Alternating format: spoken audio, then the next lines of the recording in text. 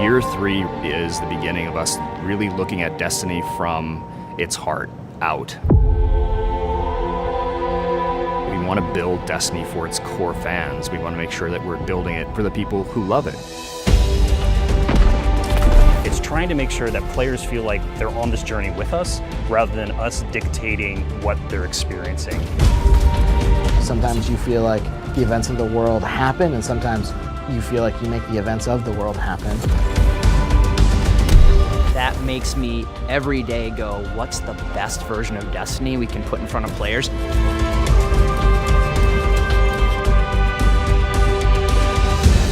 The real thing I think we're doing this year is telling our players where we're going. Like, we're saying, hey, we're back. This is the 5-year vision for the game.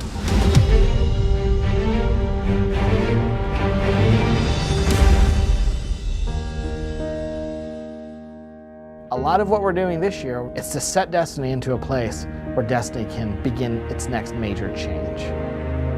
What we want to construct is a world where players feel like their actions, whether personal or as an overall global community, are moving the universe forward in some meaningful way. And so the vision for the game is awesome action MMO in a single evolving world that you and your friends can play anywhere.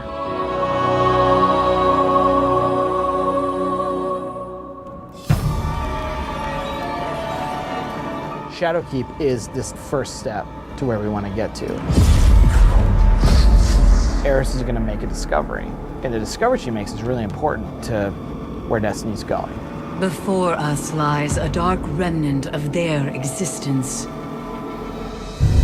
Players are going to be called back to the moon, a place that they're very familiar with if they were players in Destiny 1, but they're going to find that it's been changed.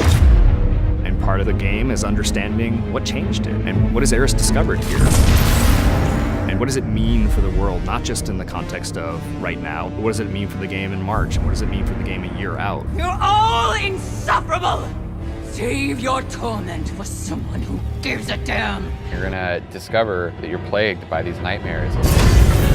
Nightmares are manifestations of trauma of guardians who have come back to the moon. They even go further and become enemies that are from the past, that are now real again. Shadowkeep is not just a destination with a new set of missions on it. Shadowkeep is a transition for the entire solar system of how you play the entire game.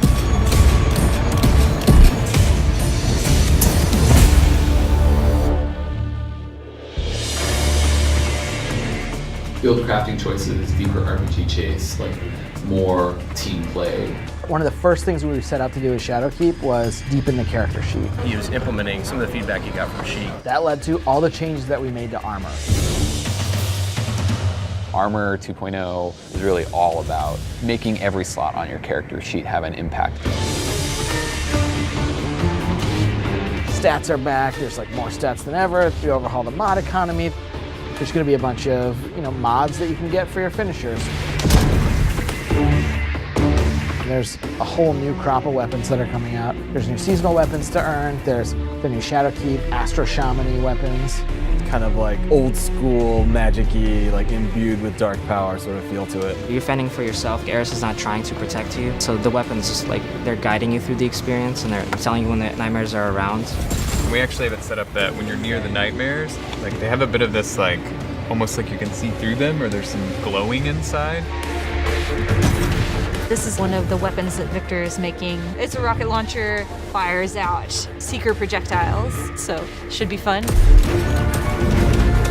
You're gonna learn a bunch of cool stuff about Eris and this nightmare problem around the solar system, but you're gonna build a bunch of cool rewards. And then, if you don't get roles that you like, you're gonna go back to the rune table and you're gonna make more.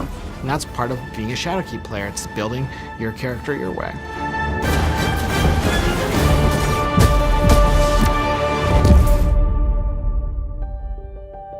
Try to separate that sort of ramp up cinematic story climax speed movement from the... Each year we have an expansion set that comes out like Shadowkeep, and we're gonna have 4 follow-on seasons. And the expansions themselves are meant to be an anchor that is gonna set that arc in a place. That growth, evolution, change, that's the stuff that manifests in the seasons. So we evolved the season pass. One of the biggest changes from the seasonal model you'll see from the annual pass is that we're focusing a lot more on how the seasons actually connect to one another. We want to make sure we're actually threading a narrative that players can follow starting in Shadowkeep. We're going to start telling one continuous story. You want it to be meaningful. You want to understand, like, why was I sent there? We're actually trying to set up this concept of the season being something that occurs, and you want to be there and you want to experience it. The players are moving the world forward. They're making an impact. They're leaving that resonance in the world itself. How can Guardians actually come together and do something that unlocks rewards, pursuits, new experiences for everyone? We want a universe that's dynamic and changing. It's a universe where you can have memories. You can say things like, I was there when.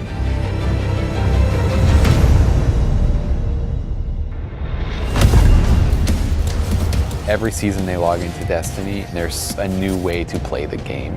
Season rank, the artifact, the bonus power that comes with the artifact, player elective difficulty. These are all systems that are designed to make the game more compelling as a character building game.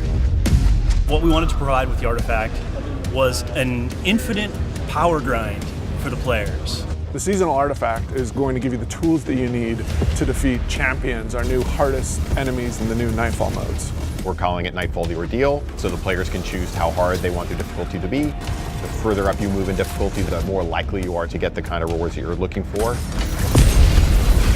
The end game now is about powering up your artifact to get more powerful beyond your gear, so you get to the hardest challenges. The hardest level of the Nightfall, or you're trying to hit the hardest raid challenge, or the dungeon. The dungeon that we're shipping in Shadowkeep's time frame is deep within the moon.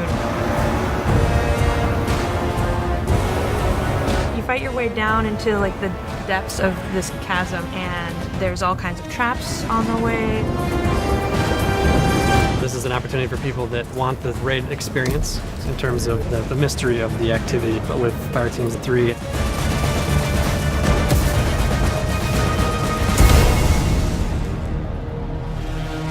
Charging you up, Lars. Get in there. Go ahead. We're thinking a lot about how we lay the foundations for a healthier PvP game. We're really committed starting in year 3 to have a renewed focus all through the year on PvP. That's going to be bringing back Destiny 1 maps. It's going to be bringing elimination into Crucible Labs. We're doing this really cool thing where we have 4 different iterations. Try them out week to week on the new maps and get feedback. We want seasons to be relevant for everyone. We want it to feel like everybody has something new to do and feel like they're all doing it together. We're here to build something that lives.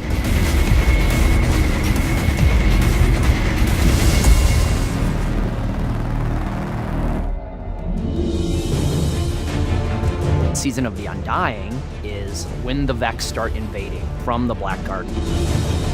And when they start invading the moon, you get to help take them out. Over the course of that 3-month period, you're going to be getting more powerful, stronger, and then eventually you're going to stop that invasion. The story that we're telling is about the impact that the Vex can have on the whole solar system if we leave them unchecked. It's really going to kick that Act 1 of Year 3 off. And then Season 8 gets going with a raid, Vex offensive, we've got nightmare hunts, exotic quests, explore the moon, new strikes, new PvP maps. There's just so much going on, no matter what kind of player you are. Season 8 is the catalyst. Season 9 is really where things start to build, and then Season 10 is where things start to get pretty intense, and then Season 11, everything is going to come together, and you're going to want to be there to see it happen. It's going to be like no other time in Destiny.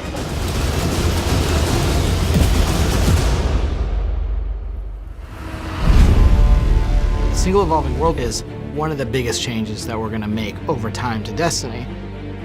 Getting to that single evolving world is asking us to kind of unlearn a bunch of the things that we've learned.